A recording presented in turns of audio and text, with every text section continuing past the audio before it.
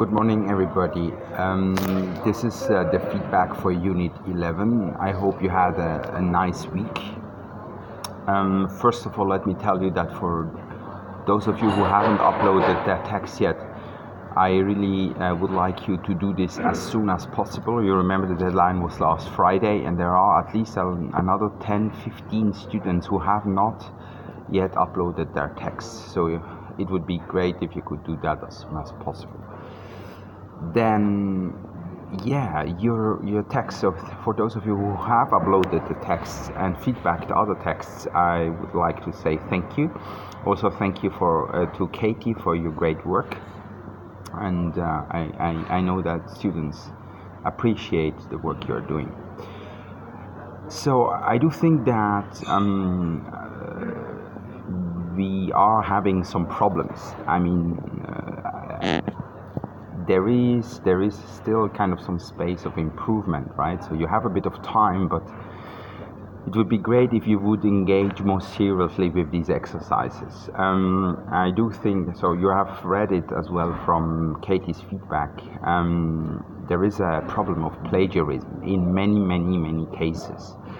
Many of you just copy-paste the abstracts of the articles you mention, and this is a huge problem. This is absolutely taboo. You can't do this, okay? You can't do this in your final proposal, you can't do this in your dissertation, and you can't do this in this exercise. You know that usually this has very kind of severe consequences. So please just stop doing this, okay? Okay, I do think that this kind of copy-pasting of abstracts and this kind of plagiarism is an indication of a larger problem.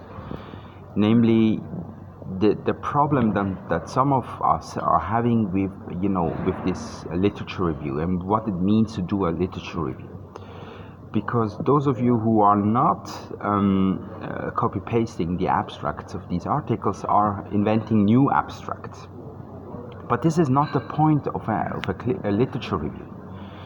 I mean, a literature review is analytical in the sense of you have to define what is the academic conversation that exists out there that you want to contribute to.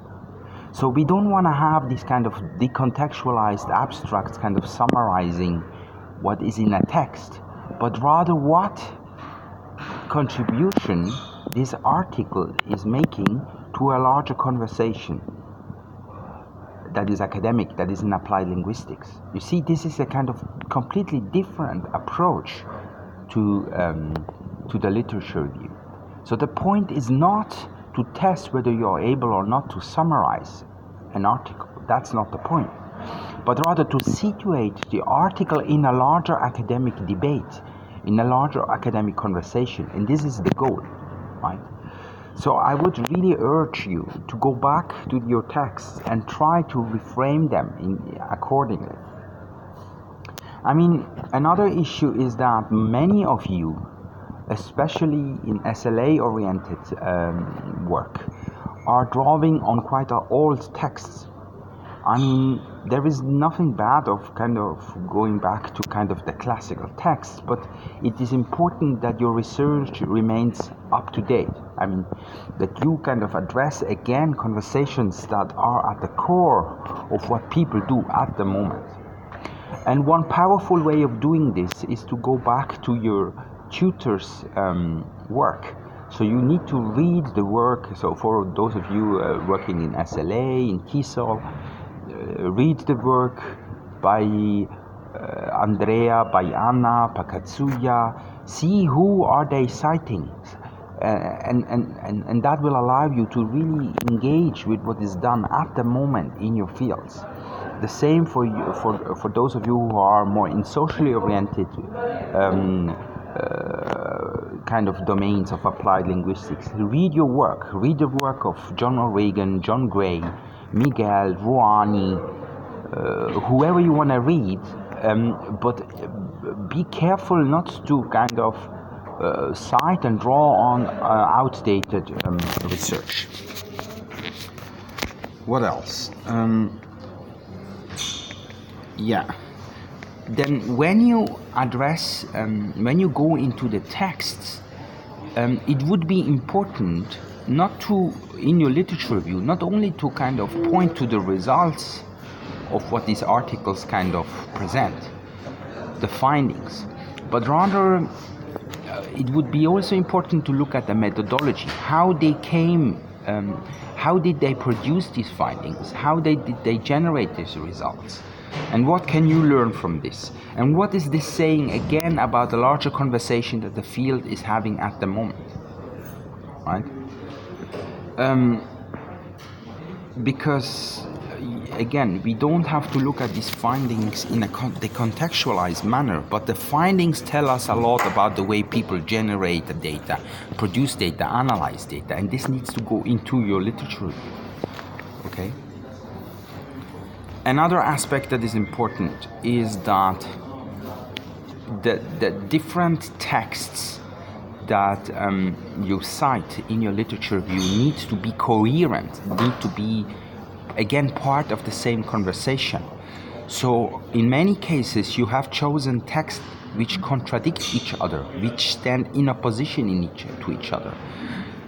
I mean, you need to be careful.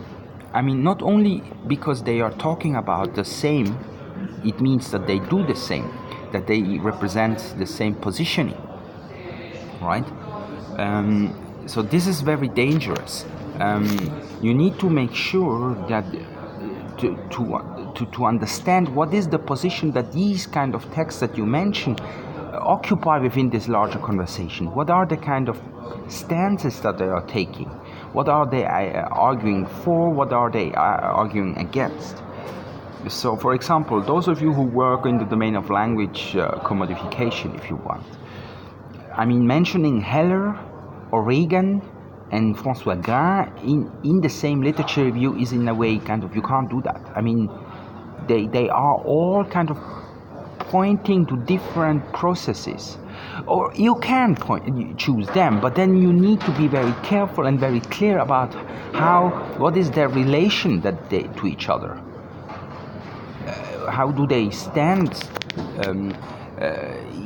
What is their position within this larger conversation? What agendas are they kind of promoting? This is not an easy exercise, but this is what a literature review is about.